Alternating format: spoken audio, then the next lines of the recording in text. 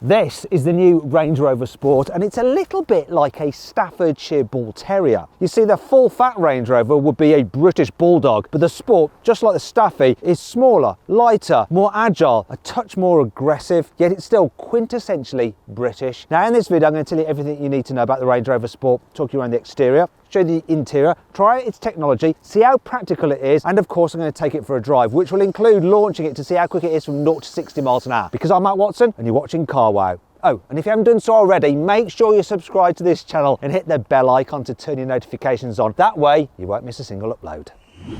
Buy, sell, Carwow. Let's start off this video by talking about the design of the new Range Rover Sport. First thing to note, roof spoiler. That is the biggest spoiler Land Rover have ever fitted to a Range Rover. It's almost big enough to shelter from the rain underneath, but unfortunately not quite big enough. Let's move on to the lights. So you have this strip here with the visible tail lamps there. Not as cool as the hidden tail lamps that you have on the big Range Rover. The whole rear of the car is a bit more curved as well. Maybe that's because curved means sporty. I'll tell you what's sporty though, look. These exhaust pipes. You might be thinking they're huge, they've got to be fake, or at least just surrounds. Oh no, look at this. I'll illustrate now with the Carwow stick of truth that these are actually the exhaust pipes. They may not be that big all the way down, but it is all one unit. So bravo for that, Land Rover. Moving down the side, alloy wheels start at 20 inches. Rising to 23s, these are 22s. I like the way you've got like this black area here and all the glass and the pillars are black, so it looks like the roof is floating. I also like the fact that you don't have any visible window rubbers, so it's almost like the bodywork just blends into the windows.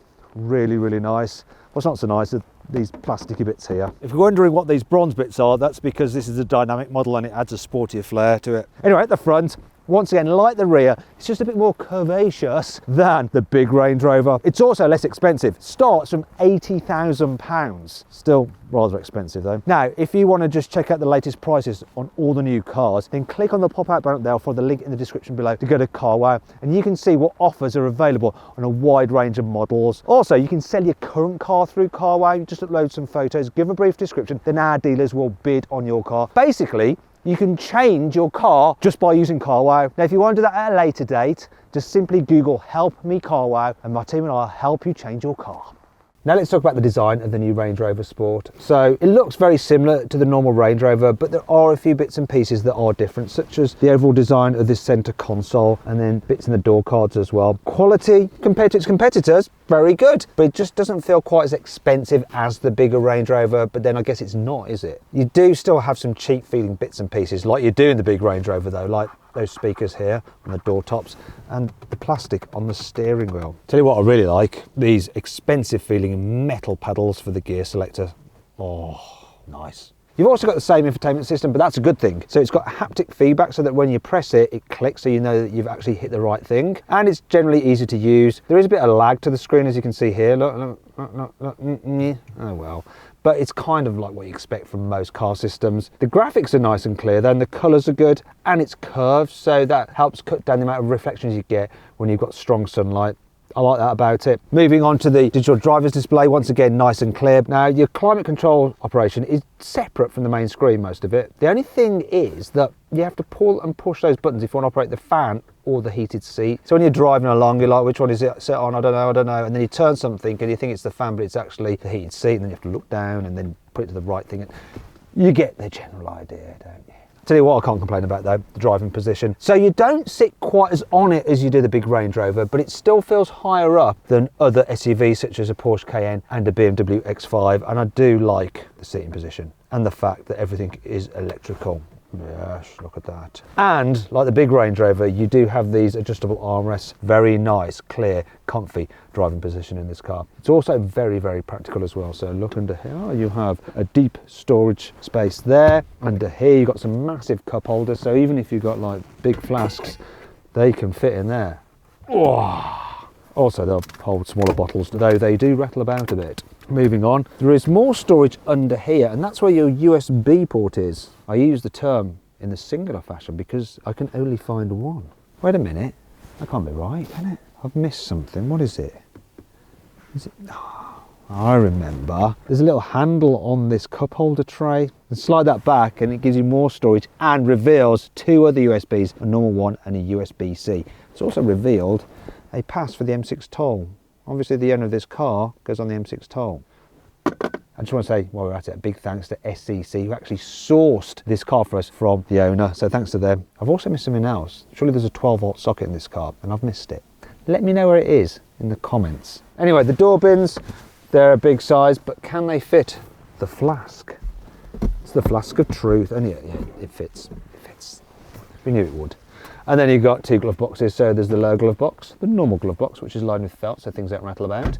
And then you have the upper glove box. There. It's exactly the same as you get on the big Range Rover. However, unlike the big Range Rover, the Sport doesn't come with soft closed doors as standard, which seems a little bit mean at this price.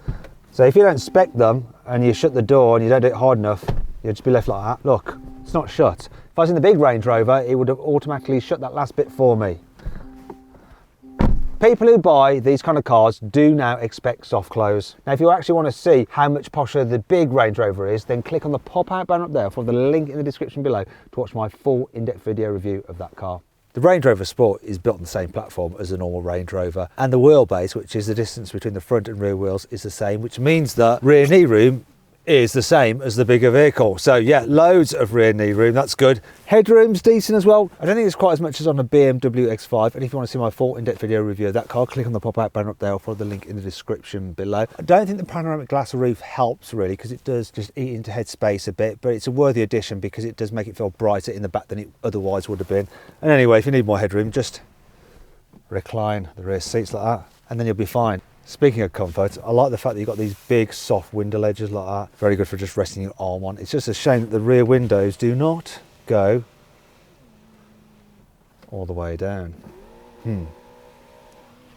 That's not a deal breaker though, is it? Quality here in the back is just as good as in the front, and I especially like the very, very expensive feeling grab handles with the lovely soft lighting effect as well. I also like this posh folder style pockets on the seat backs. Got heated seats here in the rear of this particular car, and look, when I fold this down, you have hidden cup holders and a little storage tray here, once again lined with felt to stop things rattling about. All lovely. And there's through loading as well. Pull this tab, go on, pull it, Watson, there we go. Oh, it didn't work, did it? Classic. To give it a bright old yank. Then you got through loading. We finally got there, didn't we? Other things to note, you've got easy access ISOFIX anchor points there, so there's no stabbing around like there is on some other cars, and there's easily enough space in here to fit a bulky rear-facing child seat. When it comes to carrying 3 in the back at once, well, it's pretty good. So the central seat is quite padded, there's loads of foot space, only a mild hump in the floor. And one of the things I like about the Range Rover is the actual position of your legs. Some cars you feel like your knees are up like this, not in that. The seat is quite a decent distance from the floor, so it's all very comfortable, especially over longer distances. Let's move on to the boot. Now, believe it or not, the Range Rover Sport's boot is actually bigger than the big Range Rover's boot, 835 litres. Anyway, nice square shape, look at it. And no low lip to lift things over. You might be thinking though, it's quite high. Well, don't worry, look, you can lower the air suspension like that. There, going down, boy. Down, down, down. That's better. It's going to be easier to lift things in and out now. It's a bit of a shame that you don't have the split folding tailgate of the larger Range Rover, which is quite cool, though it does make it a little bit harder to reach things from the back of the boot. Speaking of which, if you need to carry bigger items, you can fold down the rear seats and do it electrically. So let them do their thing. While they're doing that, I'll point out this, look, lovely little Land Rover logo just etched into the carpet. Apparently they do that with the stencil and just hoover it. Cool. Anyway, look at this load space, loads of room for all your bits and pieces. And if you look under here, there is some more storage, though not on this particular vehicle because the owner has fitted the optional spare wheel. It is a bit funny that nowadays, even with a Range Rover, you have to pay extra if you want a spare wheel. Actually, while I got this up, it's a good opportunity to point out the fact that there is no place in the Range Rover Sport to store the parcel shelf. Oh well. Also, unlike with the previous generation, you can't get it with 7 seats anymore. And that brings us on to 5 annoying things about the new Range Rover Sport. On many cars, you can deactivate the stop-start system by pressing a physical button. With this though, you have to press that little icon there to go into menu on the screen and then press that there. Annoyingly, when you then lock the car and walk away, it just reactivates the stop-start system. So you have to do it every single bloody time. There is one problem with the poppy outy door handles. You see, when the car's unlocked and it's stationary, they're always popped out. So if you're a thief and you're walking along, you can instantly tell, oh, the car's unlocked. I'll have a quick look in there. Great advert. This particular car cost £100,000, yet the key feels very similar to one from a £30,000 Vauxhall Astra. In fact, the Vauxhall seems a little bit more substantial. And this is a thing that you actually hold in your hand quite a bit. Land Rover has a pretty poor reputation for reliability, and anyone who buys one of these cars will always have that kind of dark cloud just hovering above them. What is that noise? What is that kind of weird glitch on the infotainment system? What is that clonk I heard? Is my car going to be at the dealer for a long time? At first glance, the wireless charging pad on this car seems very good. So the location of it is close to your hands, but also it keeps the phone out of your eye line. Great idea. It's even cooled so that your phone doesn't overheat while you're wirelessly charging it. Unfortunately, the mat itself is quite slippery, so when you accelerate, your phone just goes like that and just comes flying out. That's the reason the owner of this car, David, thanks David for lending us your car, has had to buy this sticky mat which he puts in there to stop his phone not going flying whenever he puts his foot down from a junction. That really works. So it does beg the question, why the heck Land Rover didn't fit a grippier charging pad in the first place? However, it's not all bad. Here's 5 cool things about the new Range Rover Sport. You've gone shopping for all the essentials, so not much. Issue is though, if you put this in this big boot, it's just going to rattle around in there and everything will just be falling about the place. But this is a great idea, look at this. This little divider. Excellent, love it. The surround view camera system is absolutely brilliant. The clarity is so good, and I love the 3D effect as well. Obviously you can look around the car like that, so you can zoom in and out, whiz around it like that as well, look at different camera angles. So nice. And it even knows when doors are open. So if you open the rear door, look, it'll open. Yee! Shut that door a second. Even if you open the boot, which I'll do now from here. Look, it shows the boot open. And that's not all though, right? Because obviously, being a Range Rover, it's designed to be good off-road. So here's you have an off-road mode. So if I go into that, you can then look at your alloy wheels, they're like that. So you can actually use that for when you're parking to make sure you don't curb it, and check this feature out. You can see underneath the bonnet. So if I start driving along, it's going to fill in what's underneath me. So you'll see, look underneath. Can you see? See that puddle going underneath the bonnet? Really handy if you're trying to avoid rocks when you're going for some hardcore off-roading. You can get an upgraded sound system that has speakers in the headrest. And that system also includes some clever noise cancelling software. So you've got some microphones in the wheel arches which pick up road noise and stuff like that. Then the computer works out the opposite wavelength and plays those through the speakers in the headrest to cancel those unwanted noises out. A bit like noise cancelling headphones. The air suspension has an access mode, so you can press a button on the door and it will drop it down to make the car lower than normal, so it's easy to get in and out of. Oh, I feel like I'm going down in the world. Wait a minute, that's not why you buy a Range Rover. You buy one to make you feel like you're going up in the world. Still, it's going to be easy to get in and out. Not such a jump for a shorty like me. I'm not short, I'm average height, FYI.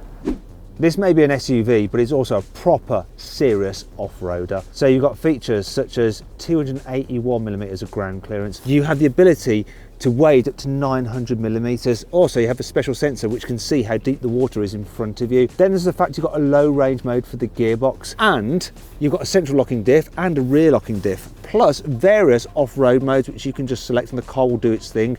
They range from grass, gravel and snow to mud and ruts to sand, and then there's the wading one as well.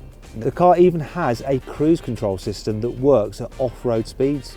So very clever. Now let's move on to talk about the engines, but before we do, I've got to say, I do love the clamshell bonnets you get on Range Rovers. Seems premium. Anyhow, diesels. There's a 3-litre straight 6 turbocharged diesel. You can have it with either 300 horsepower or 350 horsepower. Moving on to petrols, you've got a 3-litre straight 6 turbocharged petrol with either 400 horsepower, or if you go for a plug-in hybrid, it has either 440 horsepower or 510 horsepower. Now the plug-in hybrids have quite big battery sizes, 32 kilowatt hours, which can give you a range on electric power alone of up to 70 miles. They can also do over 70 miles an hour on electric power alone. You won't be able to do the two together. Anyhow, if you want the quickest Range Rover Sport, then you need the 4.4 litre twin turbo V8, which has 530 horsepower. Anyway, which version of the Range Rover Sport should you go for? And which trim level? Bearing in mind that this one is the dynamic, so it has this kind of shiny extra bit of trim down there. So what I'm going to do is configure my favourite Range Rover Sport using CarWow. And if you want to find out what engine I've gone for and what trim level, then just click on the pop-out banner up there or follow the link in the description below to go to CarWow. And remember, if you just want to check out CarWow at a later date, simply Google Help Me CarWow, and my team and I will help you choose the right car for you and get it for a fair price from one of our trusted dealers. Now let's see what the new Range Rover Sport is like to drive at slow speed, such as if you're driving around town. So I'm going around this roundabout here and the steering is reasonably light. The suspension is dealing with these imperfections in the road quite well, so you do feel a bit of a jolt, but considering I'm riding on 22-inch alloys, it does soak up the bumps very well. I think it's better than its sporty SUV competitors when it comes to riding on big wheels and over bumps. It also helps when you're manoeuvring around town. You've got a decent view out the back window and you've got big door mirrors plus the reversing camera. It's so clear, look at that. I'm still going to park it like an idiot because, you know, Range Rover Sport owner and all that. Look, there we go, just cross the lines. Very funny, Matt, very funny. It's actually a very good car to drive around town. Gearbox is smooth as well, just blends the gears together absolutely seamlessly when you're going at slower speeds. You can see why people use these for the school run. I mean, in some ways it's terrible, but you know, they're spacious, they're comfortable, you get a great view out over the traffic because of the raised driving position, and they give you that luxury feel that makes you feel good about your life when you're dropping your kids off at the gates at, you know, 8:30 in the morning. Now I'm going to see what the Range Rover Sport is like at motorway speed. So I'm at 40 miles an hour, I'm going to accelerate up to 70. Here we go. Floor it, kick down, took a wee while to respond, the gearbox, but we're off, and there's plenty of pulling power, and up to 70 fairly quickly like that. Now it's raining pretty heavily right now, so I'm getting lots of noise from the windscreen. The rest of the car is quiet, don't get much road noise at all, maybe a bit of wind flutter from those big door mirrors, but other than that, not bad, fairly relaxing. Let's go with the auto cruise. Right that on, go on, hook me up. I'm hooked up. I'm on a closed test track and it's perfectly legal for me to do this. Don't ever take your hands off the wheel when you're driving on the road. It's not doing a great job of keeping me hooked up to the lane. Come on, do it. Look, it's wanting to weave a bit. Look, oh, no, it hits the line and then it goes, oh no, it's trying to just keep me in. It's not the best system in the world, this. It's adequate. As for the economy, well, this particular P400 is supposed to average 29 miles to the gallon. This car, 24 miles to the gallon. It's never going to be great, is it, with something that's as heavy as this with four-wheel drive and stuff. So far then, the Range Rover Sport is very nice to drive, but it's got sport in its name. So how does it feel if you want to hustle it down a country road? Well, there's one coming up now. So I'm going to put it into dynamic mode. It's firmed up the air suspension, make it a little bit more responsive.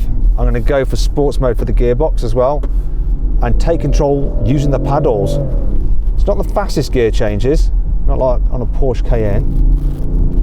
The engine does all right pulling and it remains relatively flat through the bends until you really start pushing, and then you can tell this just feels a little bit top heavy. It's not terrible, I mean you can get down the road okay, and it's definitely a little bit more focused than the big Range Rover Sport.